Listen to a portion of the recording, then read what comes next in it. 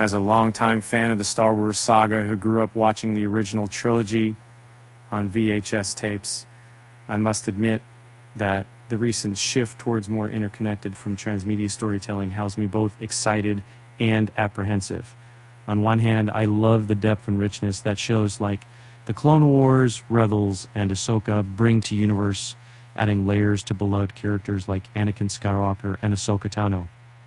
But on the other hand, I can understand how a casual viewer might feel overwhelmed by all of these connections and references. The team behind The Mandalorian and Grogu could potentially repeat the issues that The Mandalorian Season 3 faced, and given its status as the next major Star Wars production, there's a lot of excitement building around it. However, with the absence of The Mandalorian Season 4's narrative, fans are already speculating and questioning what lies ahead for our title characters as they move to the big screen. A significant concern is how their story will influence the broader Star Wars timeline that it's part of. And the series featuring The Mandalorian and Grogu takes place during Star Wars New Republic era, linking it closely to other stories set in this period, and it shares connections with shows like Ahsoka, The Book of Boba Fett, and even deeper references, such as Star Wars Rebels. Given the narrative thread that Jon Favreau and Dave Filoni are weaving, it's clear that The Mandalorian and Grogu will play a significant role in this ongoing storyline. However, there's a risk that this series may replicate a mistake seen in the latest season of The Mandalorian itself. And in my opinion, as a movie enthusiast, the misstep that The Mandalorian Season 3 took was its overemphasis on delving deeper into the broader aspects of the Star Wars universe. Initially, one of the show's greatest appeals lay in its self-contained nature.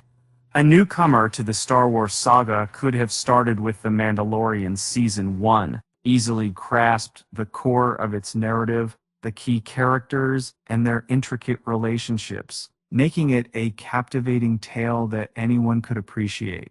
This self-containment was a beautiful aspect that drew viewers in, creating a compelling story that felt accessible to all. And in contrast to previous seasons, The Mandalorian's third season has seen a shift in its narrative. While earlier seasons subtly introduced broader Star Wars elements like the Darksaber and characters such as Bo-Katan Kryze, these introductions were designed for viewers with little or no prior knowledge while hinting at connections to other Star Wars TV shows. However, the Age of Mandalorian's third season has significantly deepened its ties with other series set within this segment of the Star Wars timeline, particularly Ahsoka, Star Wars The Clone Wars, and Star Wars Rebels. And instead of saying The Mandalorian Season 3 Shadow Council included references and cameos that might not be exciting for viewers who aren't familiar with their origins. For example, the mention of Grand Admiral Thrawn, the hint at Project Necromancer, and the presence of characters like Pelion and Brendel Hux. Add to this other cameos such as Zeb from Star Wars Rebels, and an entire episode focusing on the Clone Wars aftermath, made The Mandalorian Season 3 more challenging for casual Star Wars fans to follow. From the previews shown at D23 for The Mandalorian and Grogu, it appears that the movie may repeat some of the errors made in The Mandalorian Season 3. One of the such errors is the significant role given to Zeb, a character introduced in Star Wars Rebels, who was previously only seen briefly in The Mandalorian Season 3, and have now been elevated to a main character in this film. While longtime fans of Star Wars Rebels are undoubtedly thrilled by Zeb's appearance, those unfamiliar with the character may find him just another new face. And what he wanted to do to create a captivating character for Zeb in The Mandalorian, it's essential to develop an arc distinct from his previous Star Wars portrayals, ensuring new viewers find him compelling. An intriguing aspect of the initial footage is that it relies on connections to less familiar animated tales to build the narrative. Although conventional Star Wars action scenes and recognizable elements like AT-ATs were featured, the primary emphasis was placed on Zeb's appearance. AT-AT. Once more, the tactic used in The Mandalorian Season 3 was seen in both its promotional efforts and the narrative itself.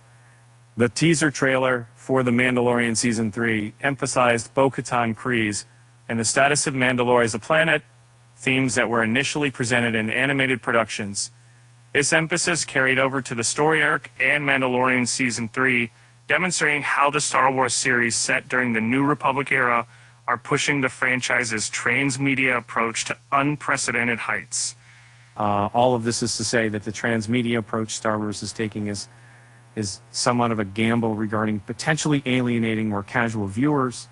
In fairness, Star Wars has long been a transmedia franchise. For example, the prequel trilogy is made infinitely better as a piece of storytelling when the added context of 7 seasons of Star Wars Clone Wars is fresh in viewers' minds. With this, though, the key point is that the Clone Wars is not essential viewing in order to make the prequel trilogy make sense. As a passionate Star Wars enthusiast, I've had the pleasure of delving into the expansive universe through various mediums. While shows like The Clone Wars, particularly with its exploration of Anakin Skywalker's inner struggles and his growing inclination towards the dark side, adds layers to the prequel trilogy that weren't fully realized on screen, George Lucas's original 3-movie and saga remains coherent. Regarding The Mandalorian and Grogu, as well as the other New Republic ventures, Star Wars might be taking a risk by focusing more on interconnected stories across various media. Nowadays, the franchise is depending more than ever on familiarity with previous projects to follow along with these intricately linked narratives. For instance, Thrawn's comeback in Ahsoka builds upon to his introduction in Mandalorian Seasons 2 and 3, only to be further developed into upcoming films. Similarly, the ties between Star Wars characters who initially appeared in animation are becoming increasingly strong. This new approach is clearly visible. For those deeply immersed in the entirety of the Star Wars universe, this development is incredibly thrilling. However, it might disengage casual viewers. An individual who appreciates The Mandalorian, but isn't as familiar with productions like Ahsoka, The Book of Boba Fett, or Star Wars animated series may find themselves confused by the numerous references to these titles. Inside the young, when watching The Mandalorian and Grogu in theaters, this confusion could potentially lead them to miss out on understanding the next chapter of the story, which is expected in which Ahsoka Season 2. This misunderstanding could spread to other viewers with similar preferences, potentially impacting the overall audience engagement.